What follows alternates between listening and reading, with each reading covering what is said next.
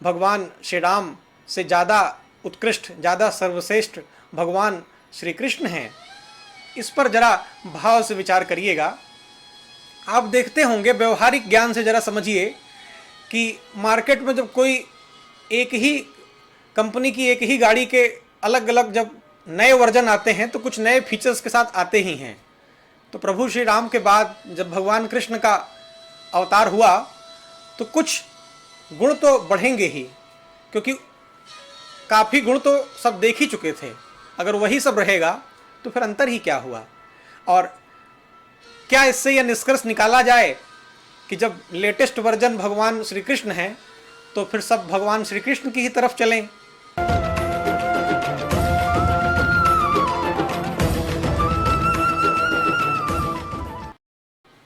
आप सभी को प्रणाम, जय सिया राम।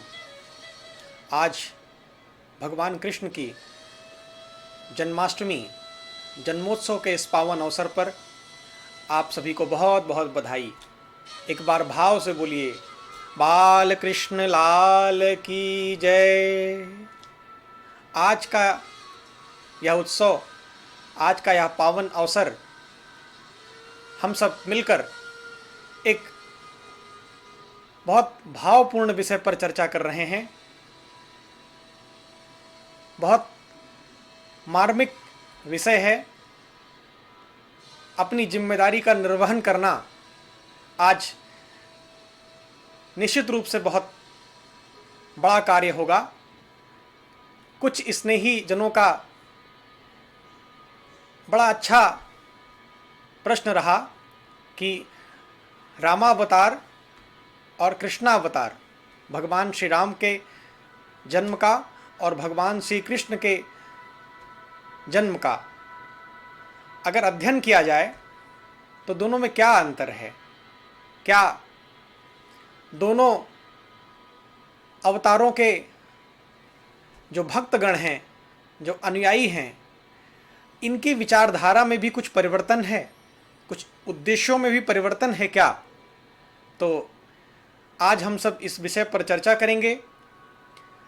जिन्हें दो अवतारों के बीच कोई अंतर ढूंढना हो, आज यह चर्चा उनके लिए भी बहुत रसिक होगी। और जिन भक्तजनों को इसी बहाने हरि चर्चा करने का लाभ होगा, उनके लिए भी यह चर्चा बहुत रसिक होगी। अगर दोनों अवतारों की बात करें हम, तो रामावतार में भगवान श्री राम, जैसा हम सब मानते हैं, समाज में सर्वविदित है कि भगवान श्री राम का जन्म और उनका पूरा जीवन मर्यादित रहा। मर्यादा पुरुषोत्तम भगवान श्री राम कहलाते हैं। और भगवान कृष्ण का जो जीवन रहा, जो पूरा चरित्र रहा, जन्म से पूरा जो उन्होंने जीवन जिया, उसे कहा जाता है कि वह अपने आप में बड़ा कौतुकी था। बहुत रसिक जीवन जिया उन्होंने। तो हम रामावतार का चर्चा करेंगे आपसे कि अगर दोनों अवतारों में जन्म से ही आप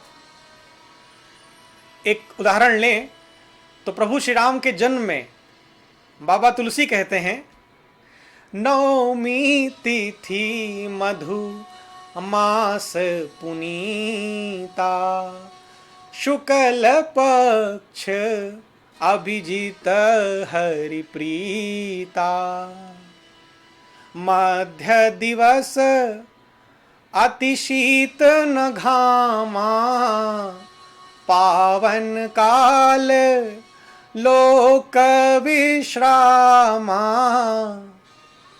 नवमी तिथि है, मधुमास है। ध्यान दीजिएगा, ये जितने शब्द निकल रहे हैं, जितनी तिथि के बारे में जो वर्णन हो रहा है, जिन जिन शब्दों का, वह सब कहने में बहुत ही सहज हैं। नवमी तिथि, मधुमास, अभिजीत मुहूर्त, भगवान श्री राम का जन्मोत्सव, मध्य दिवस है, न ज़्यादा शीत है न ज़्यादा उष्ण है, बहुत ही सुहावना मौसम है, लोगों के विश्राम का समय है। मानो भगवान यह संदेश दे रहे हों कि जब मुझे अवतार लेना है उसके बाद सबको विश्राम ही करना है, मैं सभी के दुखों को हरने के लिए आ रहा हूँ।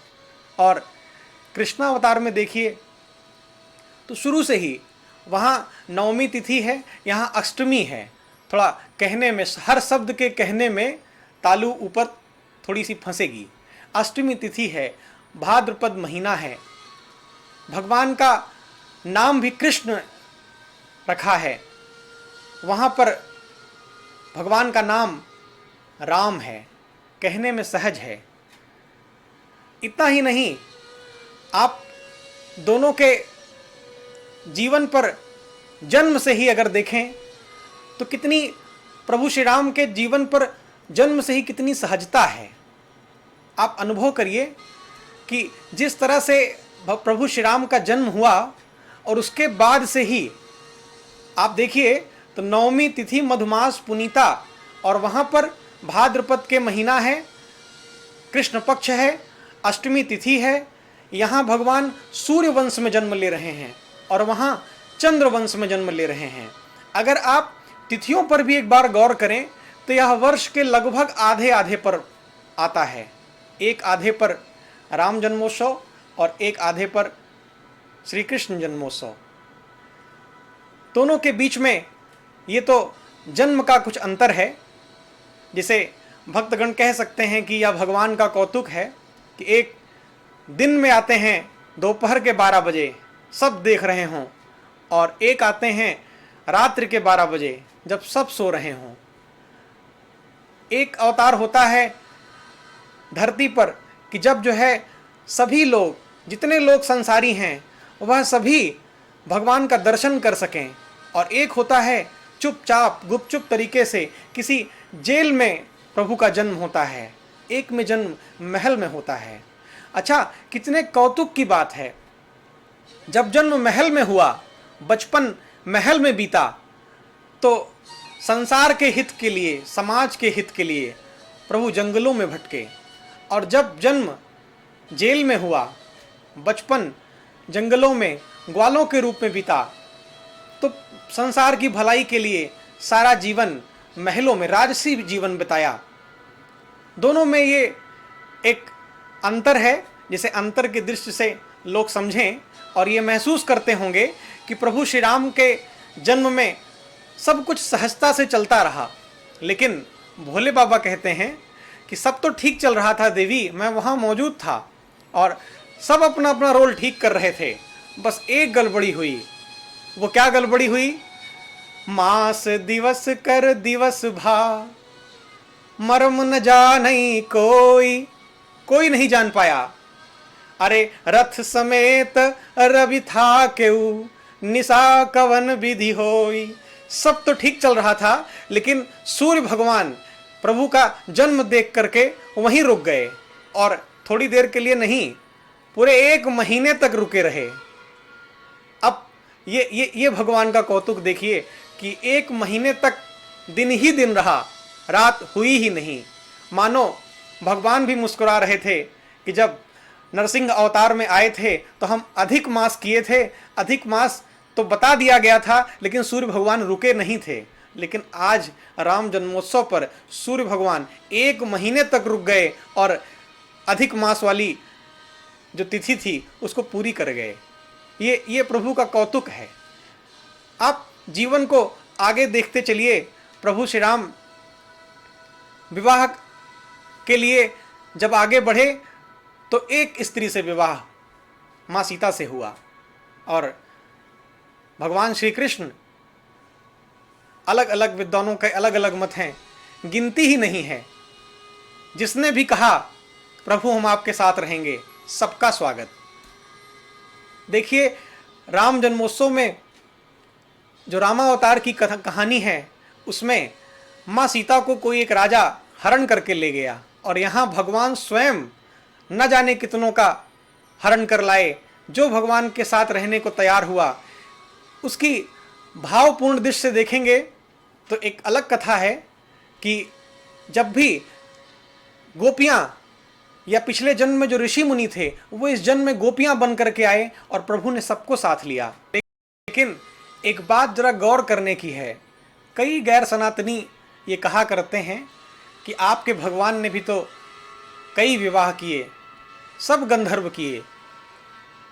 चलिए हम स्वीकार करते हैं, लेकिन एक बात जरा गौर करिएगा कि प्रभु ने जिसको साथ लिया कभी उसको छोड़ा नहीं।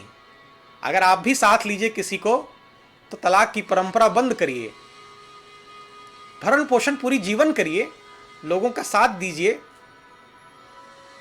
प्रभु श्री राम के जीवन में आप आगे चलेंगे तो पाएंगे कि आगे चलते चलते उन्होंने छोटे से छोटे न जाने कितने अधम से अधम लोगों के साथ मित्रता करी, कोई ना कोई संबंध बनाया, आगे चले। प्रभु श्री कृष्ण ने भी यही किया है। प्रभु श्री राम बहुत मर्यादित जीवन जीते हुए भी एकदम सीधा बनने का संदेश नहीं देते हैं। उन्होंने बाली को पीछे से छुप कर मारा, संदेश दिया कि अगर कोई इंसान कोई दुष्प्रवृत्ति करता है, अगर कोई जीवात्मा पाप कर्म में लग जाता है तो उसका वध होना चाहिए। भगवान श्री कृष्ण ने भी संदेश दिया।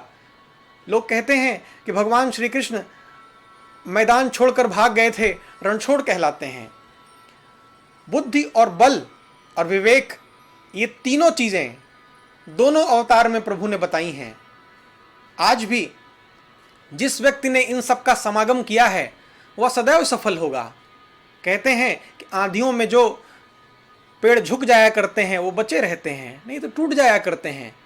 सदैव वीरता दिखाना ही बहादुरी का विषय नहीं है, कभी कभी झुकना भी आना चाहिए। मैं तो बहुत पहले से विनोद में कहता रहा हूँ कि वीर तुम बढ़े चलो, धीर तुम बढ़े चलो, सामने पहाड़ है तो बगल से निकल चलो। जरूरी नहीं है कि हर जगह वीरता ही दिखाई जाए, बुद्धि का भी परिचय देना बड़ा आवश्यक है। आप प्रभु का जीवन देखिए तो रामावतार में प्रभु स्वयं नेतृत्व करते हैं, वानर भालुओं का साथ लेकर स्वयं नेतृत्व करते हुए दुष्टों को पराजित करके धर्म की स्थापना करते हैं। और भगवान श्री कृष्ण हर जगह स्वयं नेतृत्व नहीं करते हैं, लोगों का साथ देते हैं और धर्म की विजय करवाते हैं, लोगों के साथ खड़े होते हैं। हर पल मैं साथ खड़ा हूँ, यह भाव भगवान का होता है। आप जरा इन पर विचार करेंगे तो ये पाएंगे कि प्रभु श्री राम रामावतार में जब आए तो उन्होंने एक मर्यादित जीवन जिया, लोगों को यह बताया कि आखिर जीवन कैसे जीना चाहिए। जीवन में मुश्किलें आती हैं हर मोड़ पर, वहाँ पर कैसे जीवन जिया जाता है। कोई ये न कह दे बहु उपदेश कुशल बहु तेरे, दूसरों को उपदेश देना बड़ा आसान है। तो प्रभु श्री राम वो जीवन जी कर दिखाते हैं। लेकिन कुछ लोग ये भी कहते हैं कि प्रभु श्री राम का तो एक ही जीवन था, रहीमन इस संसार में भांति भांति के लोग, इस संसार में बहुत अलग अलग तरह के लोग हैं भाई, हमारा जीवन तो अलग है, अब हम कैसे जिएं। तो उसके लिए भगवान श्री कृष्ण ने कहा है कि मैंने जो किया उस पर मत जाओ, मैं जो कह रहा हूँ उस पर चलो। इसलिए कहा जाता है कि प्रभु श्री राम ने जो किया उसका अनुसरण करिए और प्रभु श्री कृष्ण ने जो कहा उसका अनुसरण करिए। आप जीवन में सदैव सफल रहेंगे, सदैव सफलता आपके कदम चूमेगी। एक व्यवहारिक दृष्टि से मैं आपको बताऊं, हम लोग सॉफ्टवेयर इंजीनियर रहे हैं, एक अनुभव किया हमने कि मनुष्य के शरीर में दो चीज़ें सॉफ्टवेयर के रूप में हैं, बाकी सब हार्डवेयर है। हाथ पैर आँख नाक कान सब कुछ छुआ जा सकता है, सब सॉफ्टवेयर है, सब हार्डवेयर है। सिर्फ दो चीज़ें सॉफ्टवेयर हैं, एक मन और एक दिमाग। मन कहा जाता है कि ईश्वर में लगाइए, दिमाग संसार में लगाइए। संसारी लोगों के साथ कैसा जीना है इसके लिए दिमाग लगाइए, पूरी बुद्धि लगा करके उनके साथ जीवन जिए। और मन केवल एक ईश्वर में लगाइए। प्रभु भी कहते हैं मैं केवल मन का अटैचमेंट देखता हूँ, लेकिन हम करते उल्टा हैं। हम मन लगाते हैं संसारियों में, इनके बिना नहीं जी पाएंगे, इनके बिना नहीं रह पाएंगे। और दिमाग कहाँ लगाते हैं? भगवान में। ये क्यों किया, ये तो नहीं करना चाहिए था, ये नहीं करना चाहिए था, ये करना चाहिए था। इनको क्यों देते हैं भगवान कुछ, इनको क्यों नहीं देते हैं, इन सब पे हम दिमाग पूरा लगाते हैं। अगर मूल रूप से देखा जाए कि प्रभु का जो अवतार होता है उसमें हेतु सिर्फ एक ही है। आप दोनों जन्मों का अगर, दोनों अवतारों का अगर गौर से, भाव से, मन से अगर अध्ययन करें तो ये महसूस होगा कि कृष्णावतार में भी प्रभु यही कहते हैं, यदा यदा हि धर्मस्य ग्लानिर्भवति भारत अभ्युत्थानम् अधर्मस्य तदात्मानं सृजाम्यहम् परित्राणाय साधूनां विनाशाय च दुष्कृतां धर्म संस्थापनार्थाय संभवामि युगे युगे। और वहाँ क्या कहते हैं, जब जब होई धर्म कई हानि बाढ़हि असुर अधम अभिमानी करहि अनीति जाई नहीं बरनी सीदहि विप्र धेनु सुर धरनी तब तब प्रभु धरी विविधि शरीरा हरहि कृपा निधि सज्जन पीरा। जब जब धर्म की हानि होती है और दुष्टों का उत्थान होता है तब तब मैं इस धरा पर अवतार लेता हूं। अच्छा, गौर से देखिए तो बात एक ही है। अगर कोई कहे कि हम बल्ब इसलिए जलाना चाहते हैं कि प्रकाश हो जाए और अंधकार चला जाए, तो लोग कहेंगे कि ये शायद मूर्ख ही है, क्योंकि जब बल्ब जलेगा तो प्रकाश अपने आप होगा और अंधकार अपने आप चला जाएगा। इसीलिए जब प्रभु का अवतार होता है तो ये स्वाभाविक है कि अधर्म का नाश होगा और धर्म की स्थापना होगी। ये दोनों अवतारों में एक ही चीज़ है, उद्देश्य प्रभु का एक ही है कि अपने भक्तों के लिए प्रभु आते हैं, और आते हैं तो दुष्टों का विनाश तो अपने आप कर दिया करते हैं। अगर वो चाहते तो वहीं से बैठे बैठे दुष्टों का विनाश कर देते। कहते हैं कि प्रभु श्री राम 12 कलाओं के निपुण थे और श्री कृष्ण 16 कलाओं के निपुण थे। तो एक प्रश्न था कि क्या भगवान श्री राम से ज़्यादा उत्कृष्ट, ज़्यादा सर्वश्रेष्ठ भगवान श्री कृष्ण हैं? इस पर जरा भाव से विचार करिएगा। आप देखते होंगे, व्यवहारिक ज्ञान से जरा समझिए कि मार्केट में जब कोई एक ही कंपनी की एक ही गाड़ी के अलग अलग जब नए वर्जन आते हैं तो कुछ नए फीचर्स के साथ आते ही हैं। तो प्रभु श्री राम के बाद जब भगवान कृष्ण का अवतार हुआ तो कुछ गुण तो बढ़ेंगे ही, क्योंकि काफ़ी गुण तो सब देख ही चुके थे। अगर वही सब रहेगा तो फिर अंतर ही क्या हुआ। और क्या इससे यह निष्कर्ष निकाला जाए कि जब लेटेस्ट वर्जन भगवान श्री कृष्ण हैं तो फिर सब भगवान श्री कृष्ण की ही तरफ चलें?